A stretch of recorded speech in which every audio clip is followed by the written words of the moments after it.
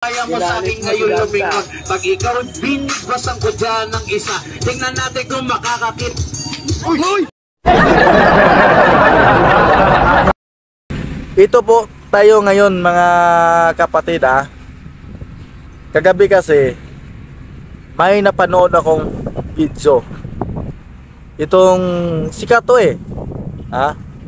isang kapatid natin sa bahang Alba Caparo, naglaban sila sa flip top battle. O nga, tama ba? Flip top battle At yun na nga, hindi nakatiis tong sisikat, hindi nakayanan, sinuntok ang kabrad natin, sinuntok.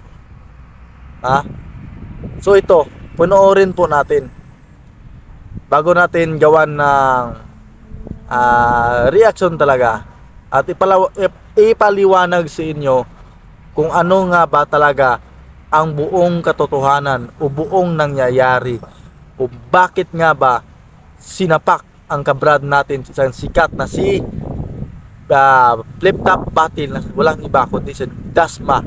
Ito si Dasma mga kapatid. Kung mahilig kayo manood ng mga flip top, mahilig kayo manood ng, kasi ano din ito MMA dito fighter, MMA fighter din po siya, di ba? Boxing hero si Dasma. So nakalaban na po ito ni Kiko Matos ito. So ngayon panoorin muna natin ang video kung bakit niya ito sinapak. Ito. Yan. Yo, di ba? Bigo ka na, pare. Bigo ka na. Bigo ka na. Yan. Bigo ka na. Freestyle Dasma napikon nanuntok. Anong tinatagi mo? Paano yung maingay at tayo tinatalaki mo? Butang ina mag-in anak mo dinadamay mo. O eto gusto sana mapatay na yung bagay mo. Ang inamit na minit ng itsura mo. Dapat yung gagano gagalang sa basurahan. Sabi ni Dubay na bibigyan. Wait. Doon sa sinasabi ni Dasma, kung naririnig nyo, napipikon siya dahil sa sinasama sa kapatid natin yung pagkamatay ng anak niya dito. At ito din naririnig nyo naman, naririnig nyo na gumanti din ito si Dasma na sana mamatay ang nanay ni kapatid natin. So tayo na sila siyempre gumanti siya sinabihan sa kabrad natin sa tungkol sa anak niya, yung yumao ng anak, at gumanti na din siya na sana mamatay din ang mama niya. So ito ay pagpatuloy natin. Pag ikaw binigwasan ko dyan ng isa, tingnan natin kung makakakit. Uy! Yo! Busay! Ayan. Doon na busay. Sinuntok niya. Siyempre, laki ng katawan Kahit ako naman masuntok mo. Aba, matulog siguro ako ng 8 oras at 1 buwan. At 30 minutes. 30 makatulog siguro ako ng 30 minutes. Kung ako pa ang nasuntok sa'yo. Dahil sa laki ng katawan mo. Pero ito tayo. Bakit natin ito ginawa ng video? Hindi po ako bias. Hindi po ako bias mga kapatid. Pantay po ako, gitnaan po ako. Kahit kabrad ko to, kahit ito ay nasuntok. Alam nyo bakit mga kapatid? Bakit gitnaan ako? Ito ay papaliwanag ko sa inyo kung bakit gitnaan ako. Kasi dyan, ang anak ni Dasma dyan, sinama sa itong kapatid natin. Sinama sa pag-anuhan nila ng palitan na lang salita, sinama.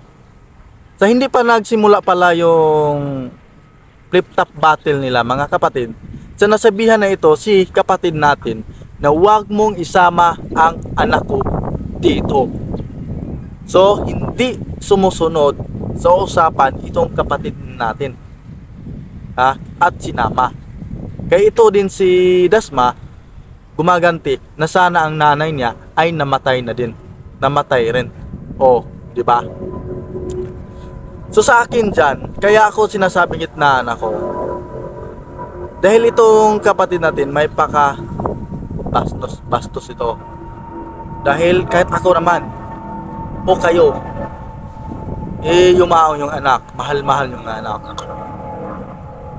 Usapan nyo na huwag nyong isali dito sa video nito. Pero bakit sinali mo? O anong gagawin ko? Siyempre, yan din ang gagawin ko sa'yo, di ba? Hindi talaga maganda yan. Susuntukin talaga kita o tatadyakan.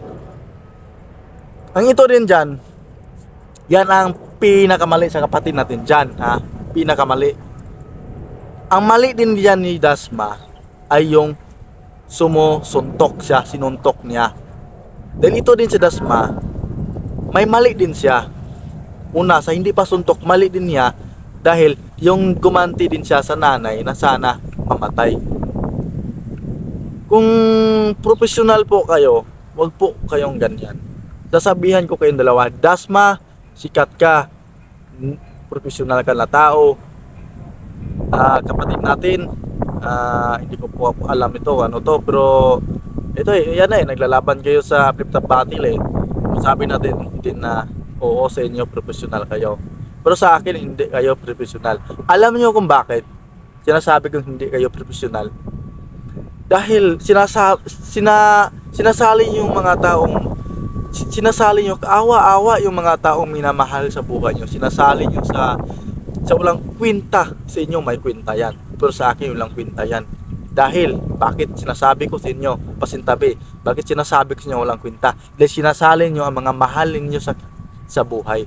Gaya nitong anak mo, yumaong, sinasali, nanay, sana mamatay na lang. Ganyan, tama ba yan? Tama ba yan yung ginagawa nyo? Big mali yan. Napaka-unprofessional talaga yung mga ginagawa nyo. So, ang masasabi, gitnaan ako dyan, kabrad namin, mali ka, bastos ka, Dasma, mali ka, bastos ka rin. Parehas kayo. At ito din mga kapatid. Ito si Dasma, siyempre kagabi, hindi ko pa alam kagabi na ito na pala, napanood ko ang video. Anemic po ako pagkatao. Kung napanood ko ang video, siyempre, first ko nga panood, anemic po ako. Pero, nung napanood ko yung video, yung sinuntok yung kapatid namin, bigla akong dumami yung dugo ko, parang nawala yung pag-anemic ko. O, diba? Pero nag-ano ako, siyempre sinasat ko yung kasamahan ko sa kapatiran ng mga influencer. At ito din, kasama din ni Dasma, yung kapatid namin nga si Otol Jankos. Sulyot sa'yo, Otol, napaka-solido, long live sa'yo, Otol. Bigyan tayo isang big long live. Dahil mabilis ka talagang napaka-husay mo.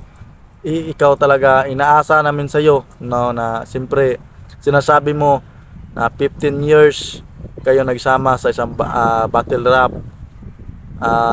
Sinasabi namin, ikaw na bahala dyan, Otol, kung ano talaga ang totoong nangyayari. Pero ito mga kapatid, ang totoo pala yung nangyari, yun na yung nasabi ko siya kanina.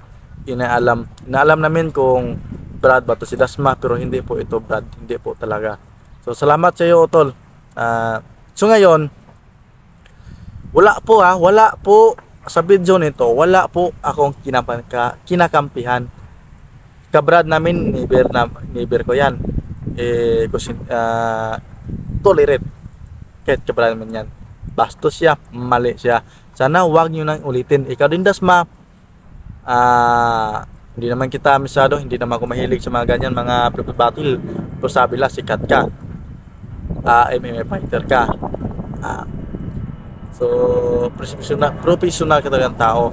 Sana naman kung ganyan yung mga palaro nyo, ito hindi lang ikaw, sa iyo din, brother, sana wag nyo nang uulitin ng ganyan. Yung isasali nyo yung mahal nyo sa buhay, isasali nyo, wag ganon. Kawawa, patay, sinali nyo, nanay, pinatay nyo, buhay, pinatay, wag ganon. So maging peace po tayo, wala na ano dyan. Sana yung video, mapura na lang yung video, di ba? Siyempre may mga ano din na mapanood, ay pangit din tingnan. Sana mapura na yung ganyan, sobrang pangit talaga. Kung sa inyo, normal lang sa inyo yung ganyan na buhay niya, sa flip top ng ganyanan, mga physical. Iwan ko talaga sa kaming manonood, pangit talaga. Promise. Pangit tingnan yung may mga taong nadadamay. Oo, tama. May mga taong nadadamay. Pangit na pangit yan. Kung kayo lang talaga yung magsisiraan dalawa dyan, walang masasali. Mas okay pa, maganda yan. Pero yung mga taong walang kamangmuang sinasali nyo sa kagagawan para sumikat kayo, big mali. No. Hindi po akong susuporta sa mga ganyang bagay. So sana sa ganitong mangyayari ay huwag na ho maulit, no? Maulit.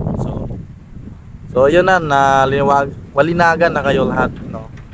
Yung mga nagsasabi o ano ba talaga o ano ba, ito na talaga, wala, parehas lang may kasalanan. Sana huwag na maulit dahil kawawa yung pamilya na sinasali nila. So shoutout sa lahat ng mga acro influencer dyan na alam naman natin, basta acro, solid talaga dyan. Yan, mabuti, mabait, matulungin. At patuloy lang natin yan. Huwag po tayong gagawa ng masama o ikakasama sa ating kapatiran. Tuloy lang po ang ating pagtulong. Kung may mga kabrad man tayong na list ng landas, huwag po natin itolerate gaya ng mga alam natin na, di ba? Hindi po tayo magtolerate tayo mga nasa social media. Hindi po natin itolerate ng ganyan dahil pangit po yan tingnan. So sulyot sa lahat ng samahan ko sa kapatiran na malaban palagi ng patas. Sulyot nyo, long live. Thank you.